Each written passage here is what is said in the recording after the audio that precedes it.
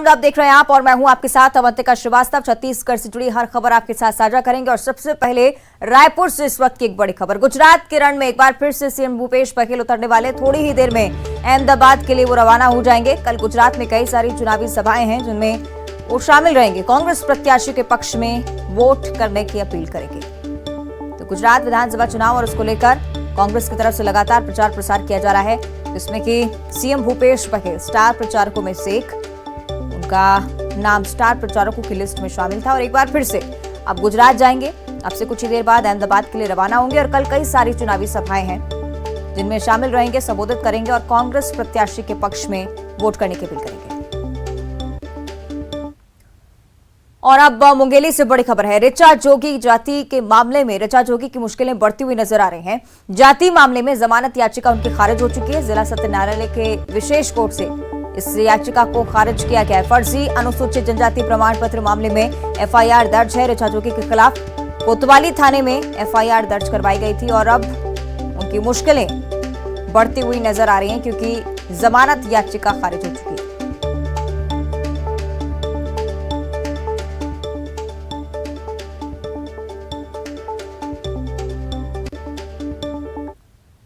आगे बढ़ते और अब बात करेंगे कवर्धा की। ग्राम पंचायत पंडरिया का सचिव निलंबित किया जा चुका है। जिला पंचायत सीईओ ने निलंबित किया। आपको बता दें कि कार्य में लापरवाही बरतने पर गाज गिरी है। ऑफिस से अनुपस्थित रहने के कारण निलंबित किया गया है सचिव को। निलंबित सचिव का नाम माखन सिंह मरकाम है।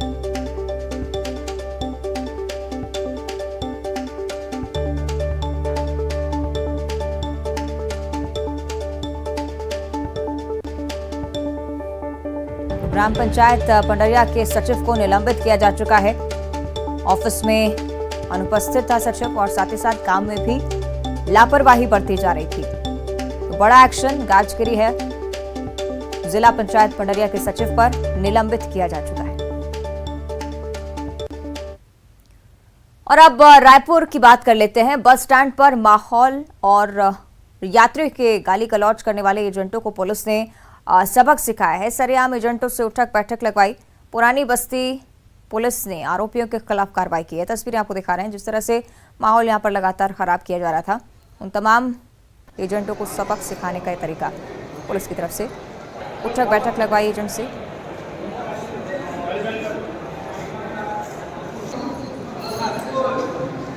तस्वीरें आपको दिखा रहे हैं किस तरह से शिकायतें लगातार प्राप्त हो रही थी। बस स्टैंड पर एजेंट्स गाली गलौज कर रहे थे, माहौल खराब करने की कोशिश उनकी तरफ से थी और उन्हें सबक सिखाने के लिए पुलिस ने अजब गजब तरीका निकाला।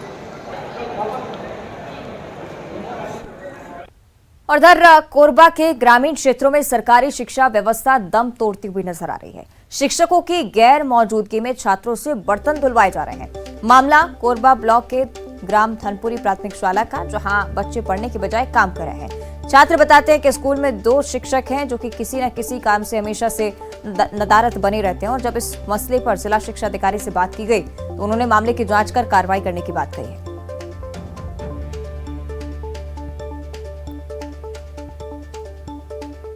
पढ़ा दी तुमला नहीं पढ़ा है। और कै बजे छुट्टी होती तुमन के? कल भी नहीं आए थे। कल भी नहीं आ रही? हाँ। अच्छा, का नाम है गुरुजी मन के? लाल साहू। अच्छा, अभी आपको माध्यम से जानकारी मिली है, वीडियो भी मैंने देखा है, बच्चे बर्तन धोते हुए दिखे हैं, जबकि यह कार्य मध्याह्न भोजन समूह के रसोइयों का है और बच्चों से कार्य किया जा रहा है। टीचर भी उपस्थित नहीं हैं। तो विकास संघ शिक्षा की कोरबा से मैं इसका प्रतिनिधित्व मंगाता हूँ और ये घटनाएं कई बार घटी होंगी मुझे लगता है। तो अभी तक निरीक्षण में क्या पाया गया और क्या कार्रवाई की जाने लेता हूँ मैं। तो स्थिति आपको दिखा रहे हैं कोरबा की, किस तरह से स्कूल प्रबंधन की एक बड़ी लापरवाही भी सामने आई है। शिक्षक यहाँ पर 2 पदस्थ हैं लेकिन कभी भी उपस्थित नहीं रहते हैं स्कूल में और इस तरह से बच्चे यहाँ पर बर्तन धोते हुए तस्वीरों में कैद हुए हैं और इनके भविष्य पर कई सारे सवाल भी खड़े होते हैं। परिजन भी निश्चित तौर पर बेहद ही चिंतित होंगे स्कूल की इस व्यवस्था को देखते हुए, जहां पर शिक्षक मौजूद नहीं हैं और बच्चे बर्तन धो रहे हैं। तो अगर यही स्थिति रहती है तो आगे इस तरह के हालात होंगे इस जिले में। आप तस्वीरों से अंदाजा लगा सकते हैं। कोरबा का स्कूल है जहां पर बच्चे बर्तन धोते हुए नजर आए हैं साथ ही साथ उनकी पढ़ाई का भी बड़ा नुकसान होता है, क्योंकि 2 शिक्षक जो यहाँ पर पदस्थ हैं वो ड्यूटी से नदारद पाए जाते हैं और शिक्षकों की गैर मौजूदगी में बच्चे यहाँ पर बर्तन धो रहे हैं। तो कई सवाल खड़े करती हैं ये तस्वीरें। कोरबा का ये स्कूल है और शिक्षकों की गैर मौजूदगी में छात्रों से बर्तन धुलवाए जा रहे हैं। तस्वीरें आप देख रहे हैं किस तरह से शिक्षा के जो तमाम दावे किए जाते हैं, व्यवस्था के जो तमाम दावे किए जाते हैं, उनको झुटलाती है तस्वीरें आपकी टीवी स्क्रीन पर। शिक्षा के मंदिर में देखिए बच्चे किस तरह से बर्तन धो रहे हैं, शिक्षकों की मौजूदगी नहीं है और अभी तो ये मामला संज्ञान में आया है, इसलिए इस पर कार्रवाई की भी बात कही जा रही है। सहयोगी अब्दुल हमारे साथ फोन लाइन पर जुड़ रहे हैं। अब्दुल, स्थिति हमने समझी कि शिक्षक गैर मौजूद हैं और इस बीच बर्तन बच्चे धो रहे हैं। कब तक ये व्यवस्था रहेगी? अधिकारियों की तरफ से कोई जानकारी अभी तक?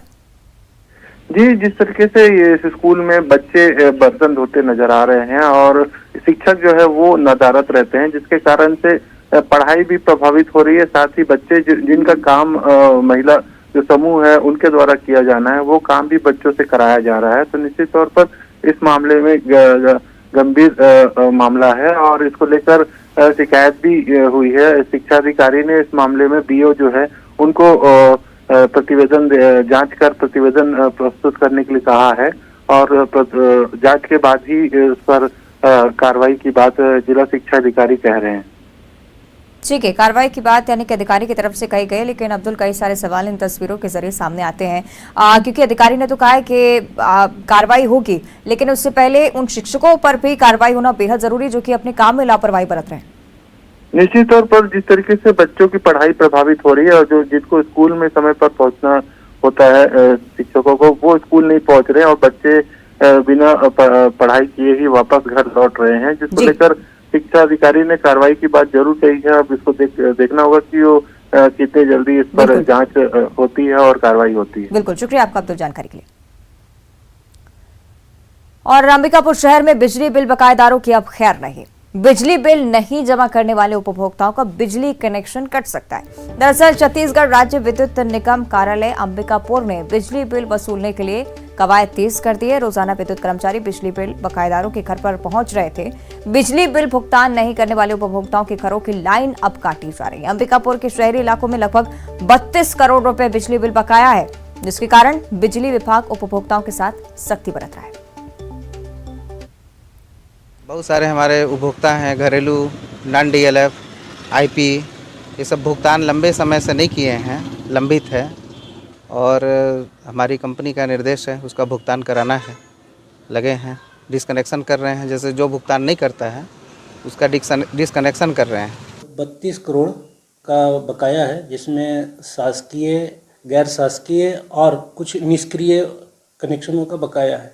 शासकीय में लगभग 7 करोड़ बकाया है, गैर शासकीय में 18 करोड़ बकाया है और 7 करोड़ ऐसे कनेक्शन जो बहुत पहले से इनएक्टिव हो गए हैं, जो भाग के चले गए या घर टूट गए, इस तरह के जो बकाया है वो 7 करोड़ है। तो टोटल 32 करोड़ बकाया शहर में है।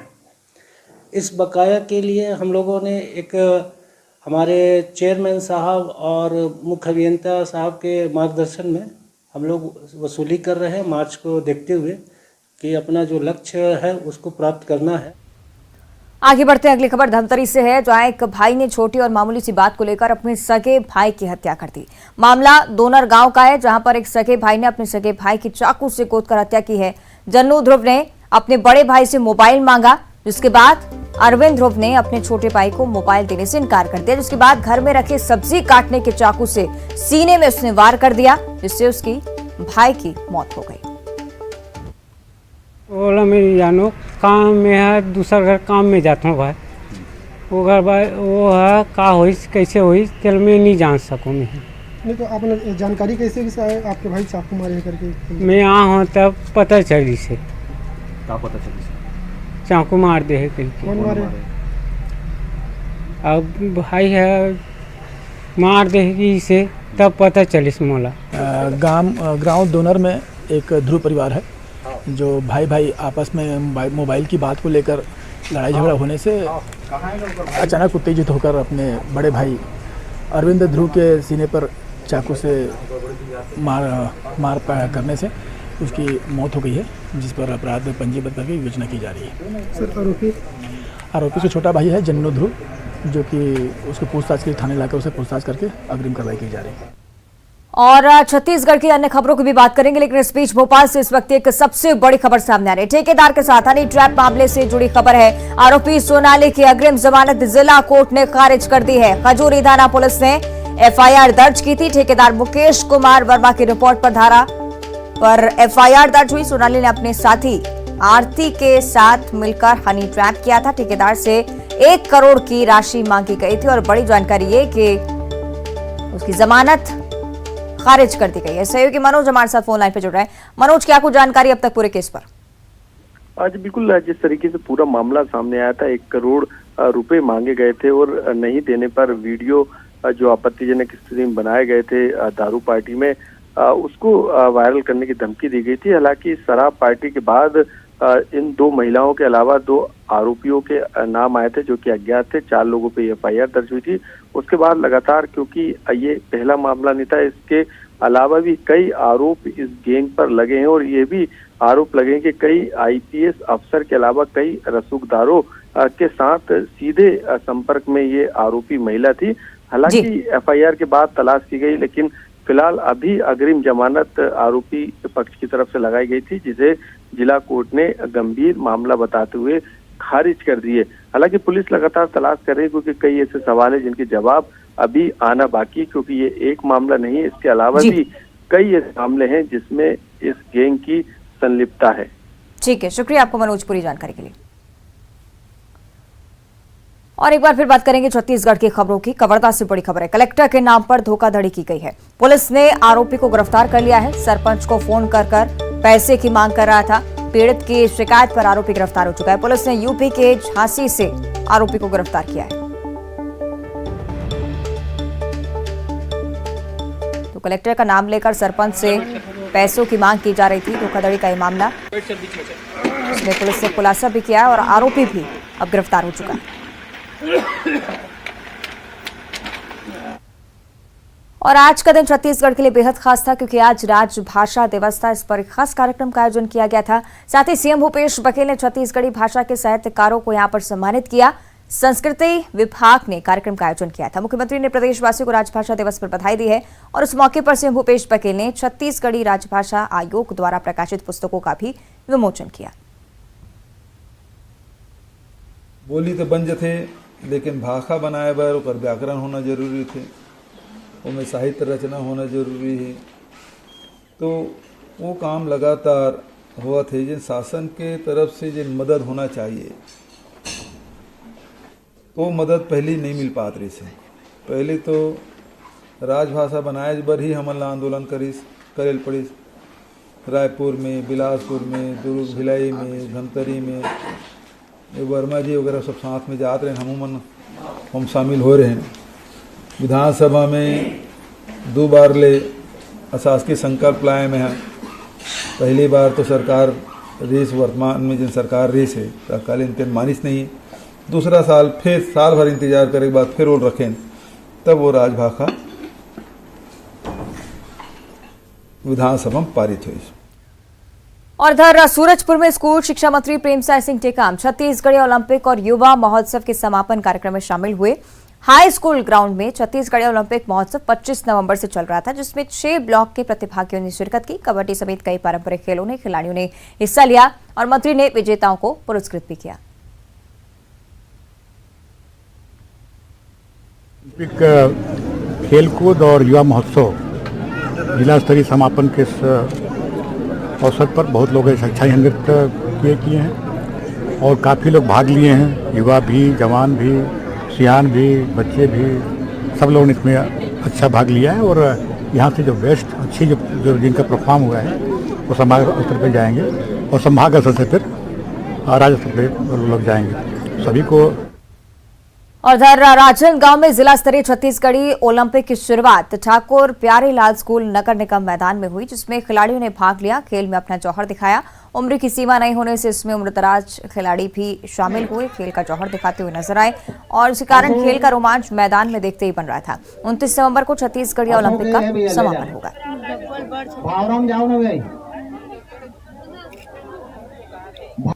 ऐसे बहुत सारी चीज़ें हैं जो मतलब हम लोगों को इसमें इस प्रतियोगिता के दौरान देखने को मिले।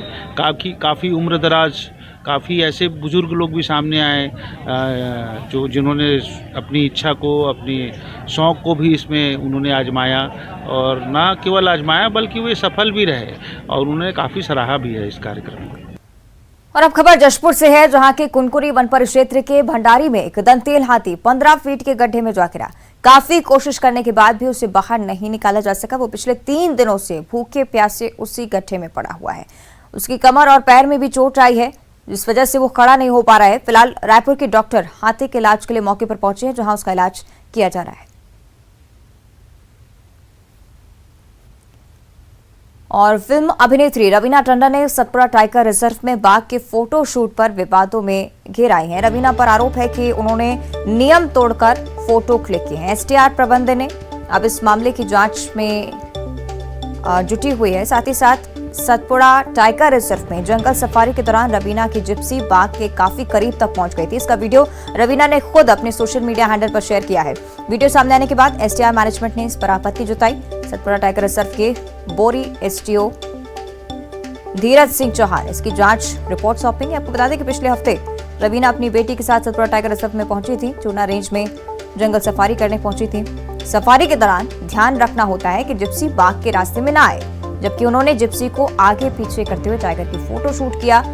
25 नवंबर को रवीना टंडन ने ही जंगल सफारी के फोटो और वीडियो ट्विटर अकाउंट पर अपलोड किए थे। तो वीडियो में बाघ दहाड़ते हुए आगे बढ़ते हुए साफ नजर आ रहा है। सही कि शैलेंद्र हमारे साथ फोन लाइन पर जुड़ रहे हैं। शैलेंद्र, क्या कुछ जानकारी इस पूरे मामले पर?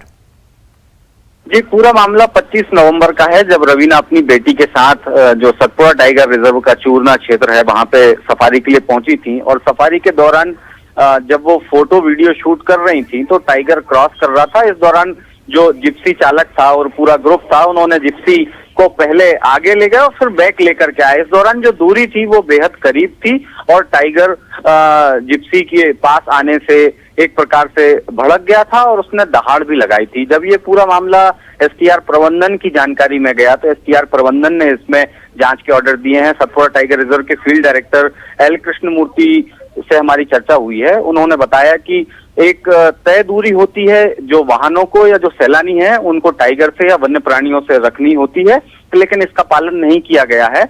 इसमें दोनों प्रकार की जो संभावनाएं वो रहती हैं, वन्य प्राणियों को भी खतरा हो सकता है और सैलानियों को भी खतरा हो सकता है। इसे लेकर के जांच के ऑर्डर दिए गए हैं और जो एसडीओ हैं धीरज सिंह चौहान इस पूरे मामले की जांच कर रहे हैं। जी। जानकारी के मुताबिक तकरीबन 20 मीटर की दूरी जो है वो जो वन्य प्राणी है उनसे रखना होता है, लेकिन इस नियम की अनदेखी हुई है। लिहाजा अब सतपुड़ा टाइगर प्रबंधन इस पूरे मामले की जांच करा रहा है। ठीक है, शुक्रिया आपका शैलेंद्र जानकारी के लिए।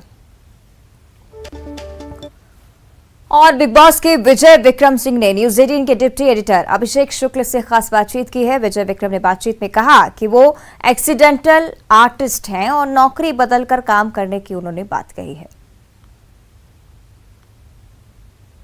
कि बिग बॉस में जो नरेटर वॉइस है, जो आपसे ऑडियंस से बात करती है, आखिरकार वो दमदार आवाज़ किसकी है?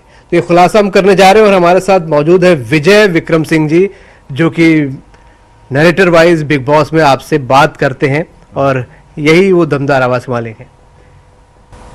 आपने मुझसे टाइम पूछा था, मैं उस समय नहीं बता पाया, अब मैं बता देता हूँ। रात 9 बजे नेटवर्क 18 के बॉस ने अभिषेक जी को आदेश दिया कि वो विजय विक्रम सिंह से बात करें। बहुत शानदार। विजय जी, आवाज़ भी एक करियर बन सकती है, कैसे वो मोमेंट आया कि आपकी एंट्री यहाँ पर हुई? 29 साल की उम्र में एक दोस्त ने कहा कि तुम्हारी आवाज़ अच्छी है, तो मेरा जवाब था मुझे गाना नहीं आता। तब उन्होंने मुझे अगले दिन स्टूडियो में दिखाया कि आवाज़ से देखो ये किया जाता है, और वो मेरा पहला एक्सपोजर था टू वॉइस। लेकिन वो मुझे अनुभव बहुत पसंद आया और मैंने कहा ये है मेरी calling, now I found my calling. तब तक मैं नौकरी कर रहा था, तो ये तो नहीं कर सकते थे कि सब कुछ छोड़ के स्ट्रगल करते, तो मैंने नौकरी चेंज करी और मीडिया सेल्स करने लगा। मैंने बिग FM के लिए सेल्स किया, रेडियो के लिए सेल्स किया, मैंने नेटवर्क 18 के लिए भी 3 महीना सेल्स किया है। उस समय नेटवर्क 18 का सेल 18 करके एक डिवीज़न खुला था, 3 महीना मैं वहाँ था। उसका मेन कारण यही था कि ये समझूं कि मीडिया काम कैसे करता है और ये समझें कि काम कैसे मिल सकता है, नेटवर्क करना बेसिकली। तो उसमें मैंने 2.5-3 साल बिताए और फिर 2009 में मेरी धर्मपत्नी के कहने पर, तब हमें शादी होने वाली थी और मैंने उनको बताया देखो ये ऐसा है, मैं ये करना चाह रहा हूँ। तो उन्होंने कहा चाह क्या रहा हूँ, जो करना है अभी कर लो, ये बेस्ट टाइम है। She was also working at that time. तो मैंने छोड़ दी नौकरी और डांस इंडिया डांस सीज़न 1 मेरा पहला शो था एज वॉइस आर्टिस्ट, मैं उसकी वॉइस था उस शो की। तो ये जर्नी रही। फिर थैंकफुली 1 साल के अंदर ही मुझे बिग बॉस में नरेटर्स वॉइस का काम मिल गया, तो वहाँ से एक पहचान बन गई। प्रोग्राम से बात करने के लिए बहुत शुक्रिया आपका। तो विजय विक्रम जी थे जो कि आवाज़ के जादूगर हैं और आवाज़ के ज़रिए उनका उस आवाज़ के पीछे चेहरा क्या है वो भी हमने आपको यहाँ पर मिलवाया। सक्सेस तक पहुँचने के लिए, इस आवाज़ को आप तक पहुँचाने के पीछे की जो कहानी बहुत संघर्ष भरी है, ढेर सारा फेलियर है और फेलियर से कैसे निपटा जाए ये विजय विक्रम जी ने एक मोटिवेट किया, एक मैसेज दिया है। उम्मीद है ये मैसेज आप तक ज़रूर पहुँचा होगा। कैमरामैन रोहित के साथ अभिषेक शुक्ल, न्यूज़ 18 छत्तीसगढ़। और अब देखिए 25 सेकंड में खबर। झारखंड पुलिस परमानंद नेताम को कर सकते हैं गिरफ्तार। नाबालिग से गैंगरेप मामले में आरोपी हैं कांकेर से बीजेपी उम्मीदवार। कांकेर के मानव प्रतापपुर में बीजेपी नेताओं का जमावड़ा, चुनाव कार्यालय पहुंच रहे बीजेपी के बड़े नेता। बीजेपी प्रत्याशी परमानंद नेताम को गिरफ्तार करने झारखंड पुलिस पहुंची कांकेर। दीपाकर सिन्हा के घर पर पुलिस की दबिश।